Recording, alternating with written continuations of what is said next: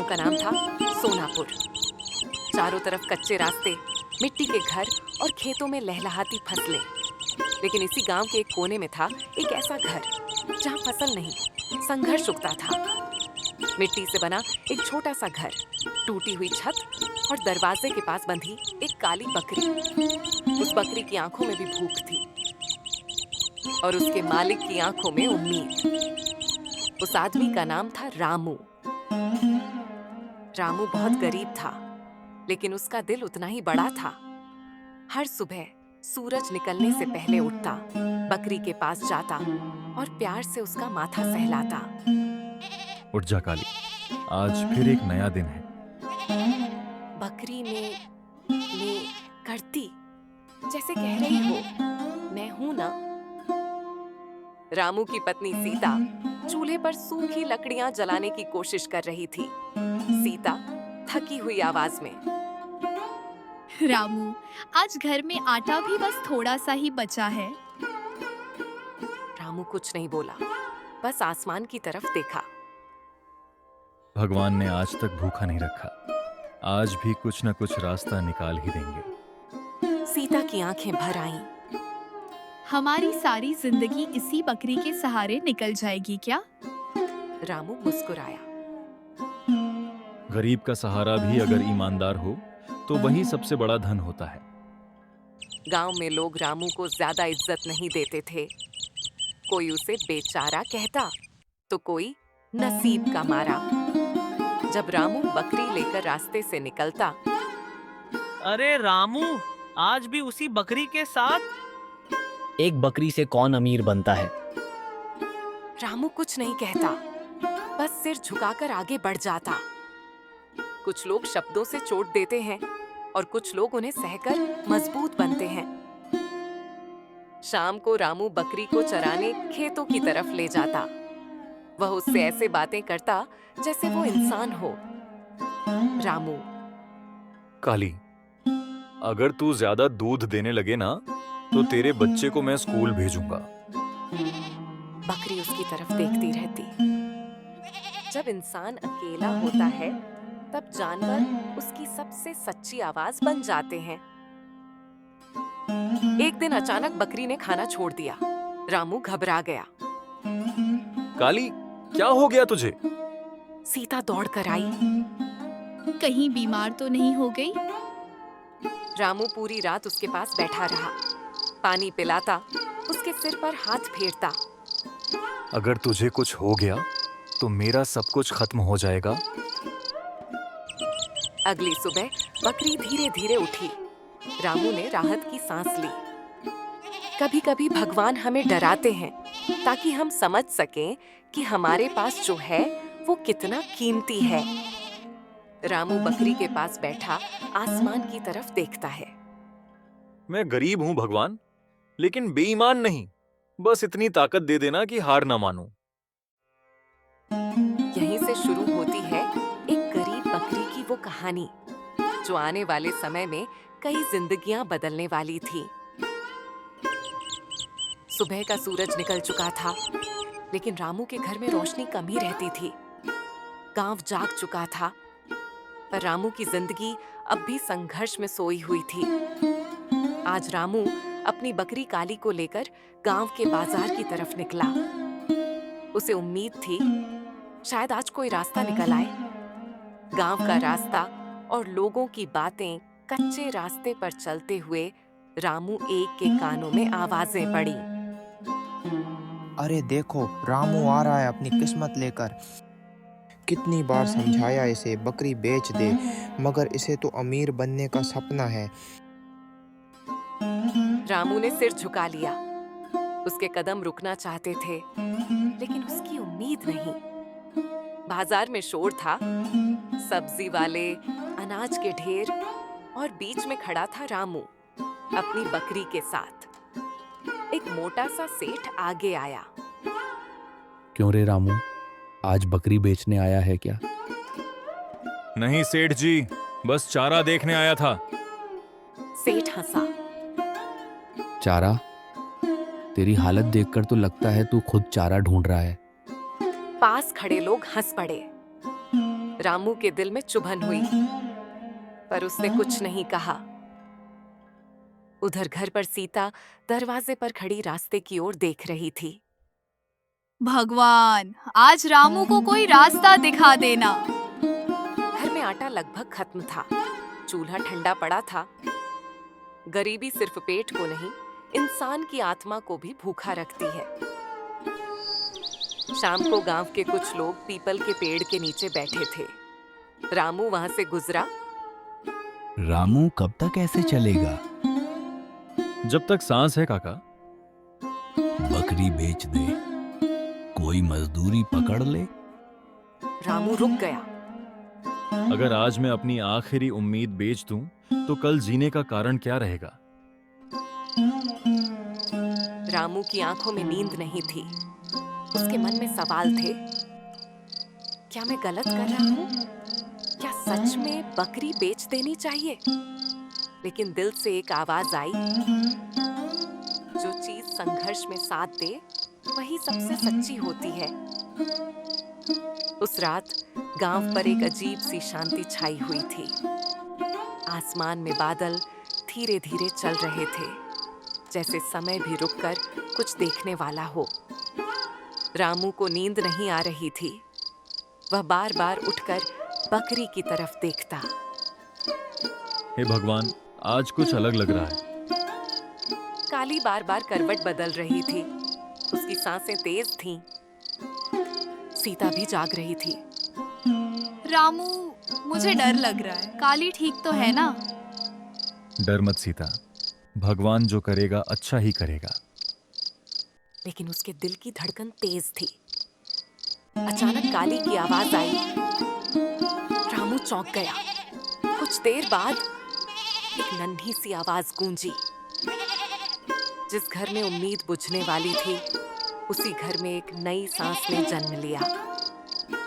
एक नन्हा सा बकरी का बच्चा धरती पर आ चुका था। सीता की आंखों से आंसू बह निकले। रामू, देखो, भगवान ने हमें खाली हाथ नहीं छोड़ा। रामू कुछ बोल नहीं पाया। उसके हाथ कांप रहे थे। वह बस नन्हे बच्चे को देखता रहा। दीपक की रोशनी अब ज्यादा उजली लग रही थी, जैसे घर में नहीं, दिल में उजाला हुआ हो। कभी-कभी भगवान इंसान की आखिरी परीक्षा के बाद सबसे बड़ा इनाम देता है। सुबह हुई। सूरज की पहली किरण घर के अंदर आई। नन्हा बच्चा माँ के पास सिमटा हुआ था। रामू बाहर निकला। आज उसके कदम हल्के थे। खबर धीरे धीरे फैल गई। एक पड़ोसी बोला, रामू, सुना है बकरी ने बच्चा दिया। हाँ, भगवान की कृपा है। अरे, एक बच्चा, इससे क्या होगा? रामू ने पहली बार सिर उठाकर जवाब दिया। बीज छोटा होता है, लेकिन पेड़ वहीं बनाता है।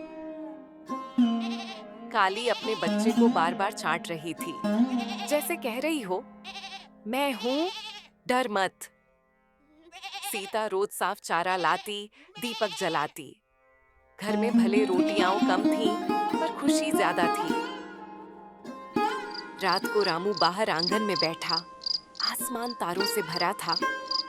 हे भगवान, मैं इसे बेचूंगा नहीं, इसे पालूंगा, इसी से अपनी किस्मत बदलूंगा। एक नन्हा सा जन्म पूरे जीवन की दिशा बदल सकता है। समय बदला और उसके साथ बदला मौसम। बारिश ने गांव का रास्ता भूल लिया। आसमान रोज दिखता था, लेकिन बादल नहीं। खेतों की हरियाली धीरे धीरे पीली पड़ने लगी। जब धरती सूखती है, तब इंसान की हिम्मत की भी परीक्षा होती है। रामू के घर में अब खुशी के साथ चिंता भी रहने लगी थी। चारे की टोकरी आधी खाली थी। दूध कम होने लगा था। सीता रोज टोकरी पलट पलट कर देखती। रामू, चारा खत्म होता जा रहा है। रामू चुप रहा। उसके चेहरे पर वही पुरानी मुस्कान नहीं थी। गांव के कुएं सूखने लगे। लोग रोज सुबह मुंह लटकाए लौटते। एक दिन रामू चारा लेने बाजार गया। दाम सुनकर उसके पैर कांप गए। सूखा है भाई, आजकल चारा महंगा है। रामू ने जेब टटोली। सिक्कों की आवाज भी शर्मिंदा थी। रास्ते में रामू रुका। उसने आसमान की तरफ देखा। क्या अब वही दिन आ गया? उसकी आंखें भर आईं। घर लौटते हुए उसके कदम भारी थे। घर पहुंचते ही सीता समझ गई। चारा नहीं मिला ना? रामू ने सिर हिला दिया। कुछ पल की खामोशी। फिर सीता बोली, अगर बकरी को बेच दे तो? ये सुनकर रामू जैसे चौंक गया। नहीं, ये मेरी आखिरी उम्मीद है। और अगर उम्मीद भूख से मर गई तो? काली अपने बच्चे को सटाकर बैठी थी। उसकी आंखों में थकान थी। रामू पास बैठ गया।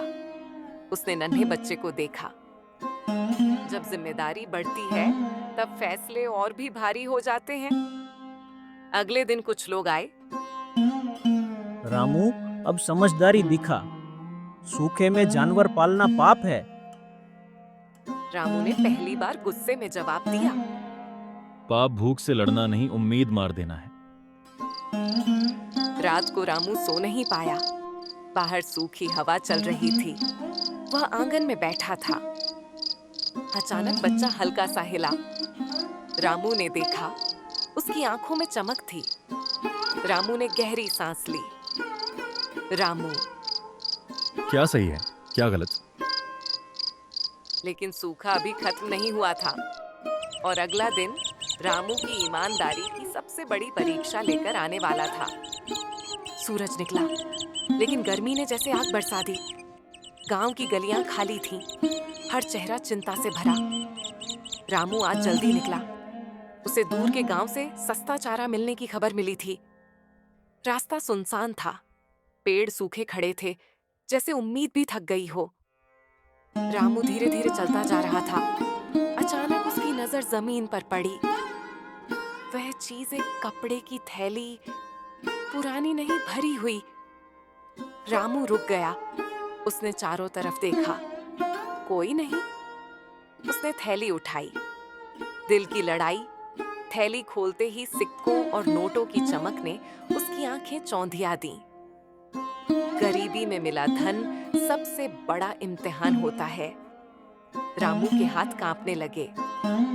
मन और भूख का संवाद। उसके भीतर दो आवाजें उठीं।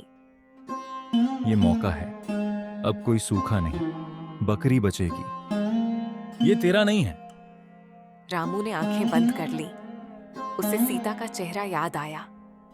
खाली चूल्हा, नन्हा बकरी का बच्चा। उसके हाथ थैली को कसकर पकड़े थे। रामू बैठ गया मिट्टी पर। उसके माथे से पसीना टपक रहा था। कभी कभी इंसान के सामने दो रास्ते नहीं होते, सिर्फ उसका सच खड़ा होता है। रामू अचानक उठा। नहीं, अगर आज मैं इसे रख लूं तो कल मैं खुद को नहीं देख पाऊंगा। रामू रास्ते के हर आदमी से पूछता गया। किसी की थैली गुम हुई है क्या? लोग उसे शक से देखते। एक आदमी बोला, इतने पैसों की थैली तूने चोरी करी है क्या? रामू चुप रहा। आखिर एक बूढ़ा सेठ रोता हुआ मिला। मेरी थैली, मेरी मेहनत। रामू आगे बढ़ा। शायद ये आपकी ही है। सेठ ने थैली देखी। आंखें भर आईं। सेठ ने पैसे गिने। पूरे थे। वह रामू को देखने लगा। तू चाहता तो गायब हो सकता था। गरीब हूं सेठ जी, चोर नहीं। सेठ ने रामू के कंधे पर हाथ रखा। भगवान तुझे खाली हाथ नहीं लौटाएगा। ईमानदारी कभी तुरंत फल नहीं देती, लेकिन उसका बीज जरूर बोया जा चुका था। और वही बीज अगली सुबह रामू की जिंदगी बदलने वाला था। उस रात रामू को नींद गहरी आई। कई दिनों बाद उसका मन हल्का था। सुबह सूरज निकला तो हवा में कुछ बदला बदला सा था, जैसे सूखा अभी भी था, पर उम्मीद लौट आई हो। दोपहर होते होते एक आदमी रामू के घर आया। रामू, सेठ जी ने बुलाया है। सीता घबरा गई। कहीं कुछ गड़बड़ तो नहीं? रामू ने शांत स्वर में कहा। डर मत, सच के रास्ते पर चला हूं। सेठ के बड़े घर में ठंडक थी, छाया थी। सेठ रामू को देखते ही खड़ा हो गया। आओ रामू। रामू झिझकते हुए बैठ गया। सेठ ने कल वाली थैली सामने रख दी। जानता है, आजकल लोग अपने सगे नहीं होते, और तू सेठ कुछ पल रुका। तू तो अजनबी होकर भी अपना निकला। सेठ जी, मैंने वही किया जो सही लगा। मेरे पास जमीन है, दूध का काम है, और मुझे एक ईमानदार आदमी चाहिए। रामू चौंक गया। मैं? हाँ, और तेरी बकरी, वह मेरी नहीं, तेरी किस्मत है। रामू की आंखों में आंसू आ गए।